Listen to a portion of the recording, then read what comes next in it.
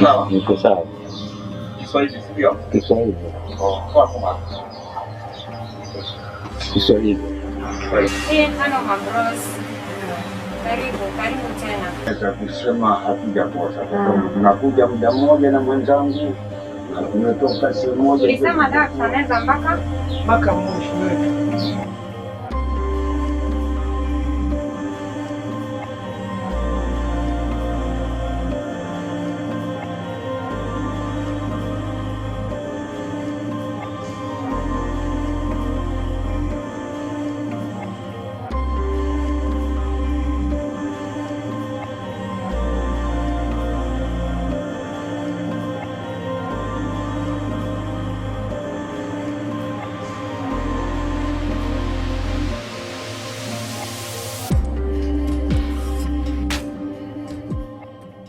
Mombasa, the white and blue city in the sun, is rising. The city of merchants is now engulfed in numerous infrastructural projects from the roads to the port. But beneath these developments are deep and dark secrets. HIV/AIDS, drugs and substance abuse are prevalent among the strong and productive members of this society.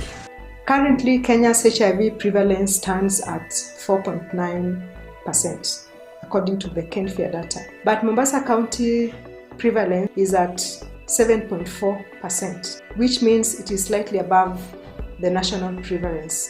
This makes Mombasa County medium burden county that requires attention so that then efforts can be put in place to ensure that HIV prevalence in the county reduces. Alfred Karani is lucky to live to tell his story. Mimi ninaishi Jomvu, mtaa unaitwa Matofalini.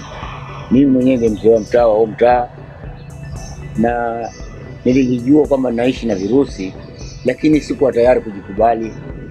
Nilikuwa nikikataa kabisa, lakini kupitia kwa support group na kadri vile walivyonisaidia nikajikubali, nikaendelea kuishi vizuri mpaka sasa. Natumia dawa vizuri, ninapata masharti ya hospitali, good adherence. He is among the many residents who have enrolled in a program called KADRI. KADRI stands for Kenya Ports Authority AIDS and Drug Response Initiative.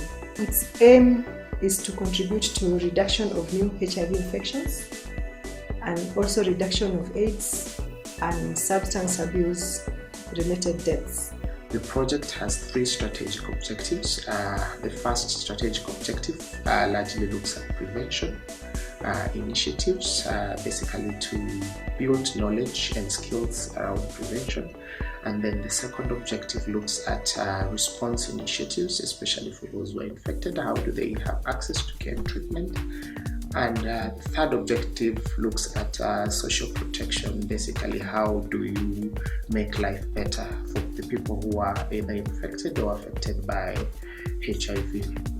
The project is funded by Toyo construction company with support from JICA, the government of Kenya, and Kenya Ports Authority. In order to achieve the 90% ART coverage, which was changed to 95%, KADRI is strategically emphasizing on HIV counseling and testing for populations and locations that are likely to yield high rates of HIV positivity among the KPA population. We emphasize on first identification, then testing occurs, then we link, and for those whom we've linked, we make sure they are retained and suppressed. As a peer linkage advocate, carries out home visits. The NACADA officer engages in a counseling session at the Miritini CDF Health Center. Kwa sababu sasa tunaona ile nilikuwa niko, kwanza mimi nilikuwa niko mwingine mbaya kwa sababu mimi nilikuwa ile nilikuwa nakula kulikweli, lakini sasa hii nashukuru nilipoingia katika hizi miradi ya inaitwa support group. Ninaona ninaendelea vizuri. Kwa hivyo dawa mtakosa hata siku moja. Mimi naweza kusema hatujakosa kwa sababu tunakuja muda mmoja na mwenzangu na tumetoka sehemu moja. Ulisema dawa tunaweza mpaka mwisho wetu. Hakuna dawa ngana, hakuna siku ya mwisho ya kuacha dawa. Na kuna siku mlineza mkasikia tumechoka leo, wacha tusimeze. Lakini sasa uchofu huko na zingine za mezo kama wasikia ni kama usijisikii kula, zingine wajisikia ni kama kuna Ukisikia hivyo mnafanya inabidi sasa tukae, kwa sababu hujatuambia tuje kama hospitali tupewe dawa. Mkae.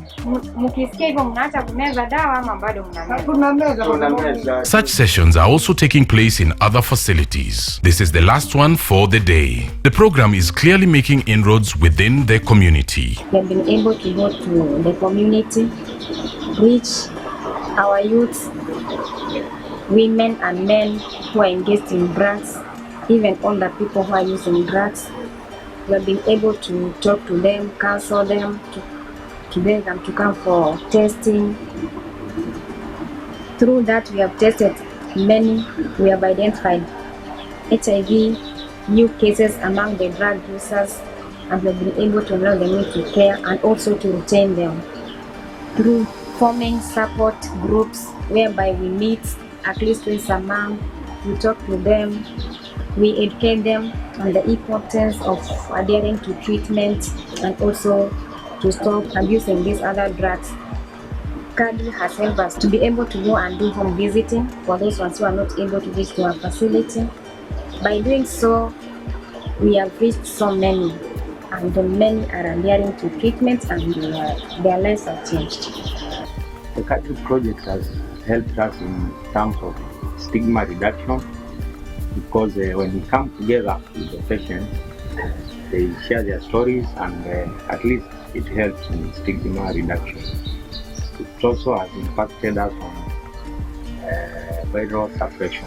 Most of our patients who have been having high viral loads, currently after we have those meetings, they tend to be virally suppressed. Through the outreaches, we've been able to link our clients. There's also the data reviews that we do hold that they support. It has helped us in decision making for our facility. And for the support of the peer linkage officer, it has helped us especially with issues of adherence. When KADRI came, it changed. It helped the situation. We were able to get them. We were able to track them back to the facility. We were also able to empower them, and at least it has improved the setup as right now. It has also supported in terms of ART initiation, and also at the moment you're going on with issues of having to ensure that we achieve the recommended 90% viral suppression among plants on ART. We were able also to support about 55 people living with HIV with economic and livelihood training, and were able to give some startup kits. Tulikuwa na training, walipata kufundisha jinsi kuendesha biashara ndogo ndogo. Tukaanza na biashara ndogo ndogo, wakatupatia pesa, nikaanza nayo hii biashara yangu kidogo kidogo. Sasa ndio najiendeleza nayo mpaka sasa. Walinisaidia kunipatia tanki ya maji, ambapo sasa nikijaza maji nauza polepole. Hiyo ndio msaada ambao walinipatia.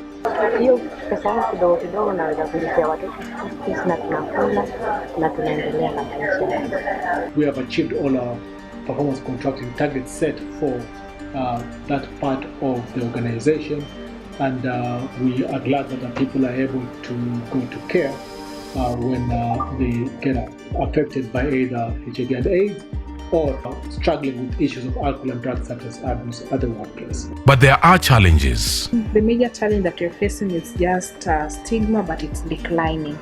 In the CCC, we are faced with challenges of denial, especially to our newly tested HIV-positive patients.